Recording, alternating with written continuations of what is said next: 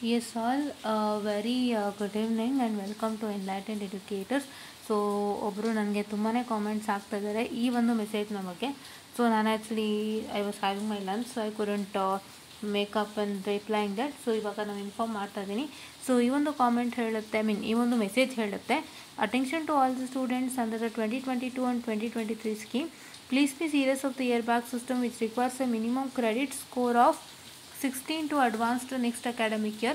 Failing to meet this requirement could result in an airbag. Despite several changes made to support students, it is important that you take your studies seriously.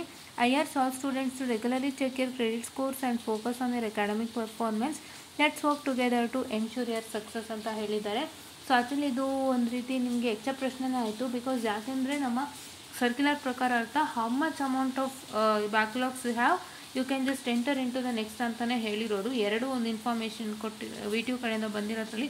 But ಇದರಲ್ಲಿ ಅವ್ರು ಹೇಳ್ತಾ ಇದ್ದಾರೆ 16 ಕ್ರೆಡಿಟ್ಸ್ಗೂ ಮೇಲೆ ನೀವು ಇದ್ದರೆ ರಿಕ್ವೈರ್ಮೆಂಟ್ನ meet ಮಾಡಿಲ್ಲ ಅಂತಂದರೆ ಏನು ಹೇಳ್ತಾ ಇದ್ದಾರೆ, ಇಯರ್ ಬ್ಯಾಕ್ ಅಂತ ಹೇಳ್ತಾ ಇದ್ದಾರೆ. ಹೌದಾ? ಹಾಗಾದರೆ ನಿಮ್ಗೆ ಇಯರ್ ಬ್ಯಾಕ್ ಇದೆ ಅಂದಂಗೆ ಆಯಿತು. ಸೊ ಅನ್ವಿತ್ ಕಟೀಲ್ ಅವರ ಮಾತಿನ ಕಡೆಯಿಂದ, ಅಂದರೆ ಅವ್ರು ತಿಳ್ಕೊಂಡಿರೋ ಒಂದು ಕಡೆಯಿಂದ. ಸೊ ಬಟ್ ಇವಾಗ ಅವರು ಒಂದು 2022 ರೂಲ್ಸ್ ಆ್ಯಂಡ್ ರೆಗ್ಯುಲೇಷನ್ಸಲ್ಲಿ ಕೊಟ್ಟಿರೋದು ಎಷ್ಟೇ ನಂಬರ್ ಆಫ್ ಇದಿದ್ರೂ ಕೂಡ ಹೋಗ್ಬೋದು ಅಂತ. ಅದು ವೀಡಿಯೋ ಮಾಡಿದ್ದೆ ನಾನು, you can look at it. ಓಕೆನಾ? ಸೊ ಈ ಸರ್ಕ್ಯುಲರ್ ಬಗ್ಗೆ ಅವ್ರು ಏನು ಕೇಳ್ತಾ ಇದ್ದಾರೆ ಅಂದರೆ, ತಡೀರಿ, ತುಂಬ ಮೆಸೇಜಸ್ ಇತ್ತು ಹಿಯರ್.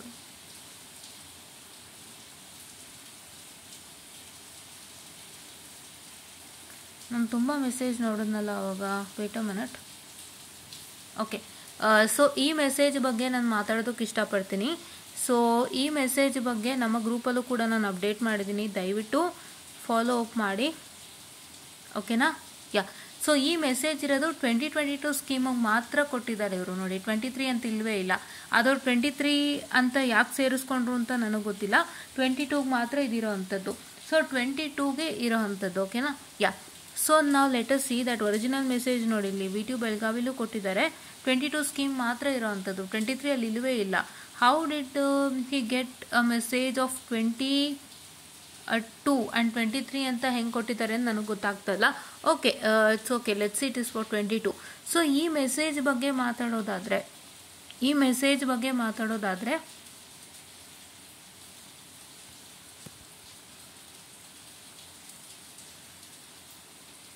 ಈ ಮೆಸೇಜಲ್ಲಿ ತುಂಬ ಜನಕ್ಕೆ ಡೌಟ್ ಇತ್ತು, ಇದು ಬ್ಯಾಕ್ಲಾಗ್ಗೆ 16 ಕ್ರೆಡಿಟಾ, ನಾರ್ಮಲ್ಗೆ 16 ಕ್ರೆಡಿಟಾ ಅಂತ. ಸೊ ಇವಾಗ ಏನಾಗುತ್ತೆ ಅಂತ ಹೇಳಿದ್ರೆ, ಇದು ಫಸ್ಟ್ ಥಿಂಗ್ ನೀವು ಜ್ಞಾಪಕದಲ್ಲಿ ಇಟ್ಕೊಳ್ಳಿ. There are 4 credit, 3 and 2. ಈ 3 ಕ್ರೆಡಿಟ್ ಸಬ್ಜೆಕ್ಟ್ಸು ನಿಮ್ಮಲ್ಲಿರುತ್ತೆ. ಹೌದಾ? ಸೊ ನಿಮಗೆ ಅವ್ರು ಏನು ಹೇಳ್ತಾ ಇದ್ದಾರೆ ಅಂದರೆ 16 ಏನು ಮೆಸೇಜ್ ಹೇಳುತ್ತೆ, it will tell that you have to get a minimum credit score of 16 to advance to the next academic year ಅಂತ. ಮಿನಿಮಮ್ ಕ್ರೆಡಿಟ್ ಸ್ಕೋರ್ ನಿಮ್ದು ಎಷ್ಟಿರಬೇಕು, 16 ಕ್ರೆಡಿಟ್ಸ್ ಇರಬೇಕು ನಿಮ್ಮ ಹತ್ರ ಅಂತಂದ್ಬಿಟ್ಟು. ಅಂದರೆ ಏನು ಅಂತ ಹೇಳಿದ್ರೆ, ನಿಮ್ಮ ಹತ್ರ ನೀವು ಎಕ್ಸಾಮ್ ಬರೆದಿದ್ದೀರಾ, ನಿಮ್ಮ ರಿಸಲ್ಟ್ ಪಾಸ್ ಆಗಿದೆ ಅಲ್ವಾ, ಅದರಲ್ಲಿ ನಿಮಗೆ ಮಿನಿಮಮ್ ಕ್ರೆಡಿಟ್ ಸ್ಕೋರ್ ಎಷ್ಟಿರಬೇಕು, 16 ಇರಬೇಕು ಅಂತ ಹೇಳ್ತಾ ಇದ್ದಾರೆ. If you fail to meet this requirement it could result in an year back ಅಂತ ಹೇಳ್ತಾ ಇದ್ದಾರೆ. ಇಲ್ಲಿ ನಮಗೆ ಬ್ಯಾಕ್ಲಾಗ್ ಸಬ್ಜೆಕ್ಟ್ ರೂಲ್ಸ್ ಇರೋದು ನಿಮ್ಗೆ ಅರ್ಥ ಆಗಿರುತ್ತೆ. ಸೊ ಬ್ಯಾಕ್ಲಾಗ್ ರೂಲ್ ಬಂದು ಇಯರ್ ಬ್ಯಾಕ್ ರೂಲ್ ಬಂದು 4 ಸಬ್ಜೆಕ್ಟ್ಸ್ ಅಷ್ಟೇ ಇರಬೇಕು. 4ಗೂ ಮೇಲಿದ್ರೆ, that is if you have say 5, 6, 7 and 8 ಇದ್ದಾವಾಗ ನಿಮ್ಗೆ ಏನಾಗುತ್ತೆ ಅಂದರೆ ಇಯರ್ ಬ್ಯಾಕ್ ಆಗೇ ಆಗುತ್ತೆ. ಸೊ ಇವ್ರಲ್ಲಿ ಏನು ಹೇಳ್ತಾ ಇದ್ದಾರೆ ಮ್ಯಾಟರ್ ಅಂದರೆ, ಸೊ ನೆಕ್ಸ್ಟ್ ಟೈಮ್ ಅಕಾಡೆಮಿಕ್ ಇಯರ್ಗೆ ನೀವು ಹೋಗಬೇಕು ಅಂತಂದರೆ ಮಿನಿಮಮ್ ಕ್ರೆಡಿಟ್ ಸ್ಕೋರ್ ಆಫ್ 16 ಇರಬೇಕು ನಿಮ್ಮ ಹತ್ರ ಮಿನಿಮಮ್ ಕ್ರೆಡಿಟ್ ಸ್ಕೋರ್ ಆಫ್ 16 ನಿಮ್ಮ ಹತ್ರ ಇರಬೇಕು. ಅಂದರೆ ದಿಸ್ ಮೈಟ್ ಬಿ ನಿಮ್ಮ ಒಂದು, ಇದು ಯಾವುದು ಅಂತ ನನಗೂ ಗೊತ್ತಿಲ್ಲ, ನಾನು ಹೇಳ್ತಾರೆ 2 ಪಾಸಿಬಿಲಿಟಿ. ಒಂದು, ನಿಮ್ಮ ಒಂದು ಏನು ಎಕ್ಸಾಮ್ ಬರೆದಿದ್ದೀರಾ, ಏನು ಪಾಸ್ ಆಗಿರ್ತೀರಾ, ಅದರಲ್ಲಿ 16 ಕ್ರೆಡಿಟ್ಟು ನೀವು ಇಟ್ಕೋಬೇಕು ಅಂತ. ಅಂದರೆ ನೀವು ಪಾಸ್ ಆಗೋ ಸಬ್ಜೆಕ್ಟ್ದು ಕ್ರೆಡಿಟ್ ಸೇರಿಸಿ 16 ಕ್ರೆಡಿಟು ಇರಬೇಕು ಅನ್ನೋಂಥದ್ದು. ಇಲ್ಲ ಅಂತಂದರೆ ಸೆಕೆಂಡ್ ಚಾನ್ಸ್ ಏನು ಅಂತಂದರೆ, what is that second chances, ನೀವು 4 ಕ್ರೆಡಿಟ್ ಎಕ್ಸಾಮ್ಸ್ ಯಾವುದಾದ್ರೂ ಫೇಲ್ಡ್ ಆಗಿದ್ರೆ, 4 ಕ್ರೆಡಿಟ್ ಅಂದರೆ into 4. If you failed 4 credit subject of 4, 4 credit subject, ನೀವು 4 ಸಬ್ಜೆಕ್ಟ್ ಫೇಲ್ ಆಗಿದ್ರೆ 4 into 4 ಎಷ್ಟಾಯಿತು, 16 ಆಯಿತು. ಸೊ ಅದು ಏನಾಗುತ್ತೆ, 16 ಕ್ರೆಡಿಟ್ ಆಯಿತು. ಆ ಥರ ನಿಮ್ಮ ಹತ್ರ 16 ಕ್ರೆಡಿಟ್ ಮಾತ್ರ ಇರಬೇಕು.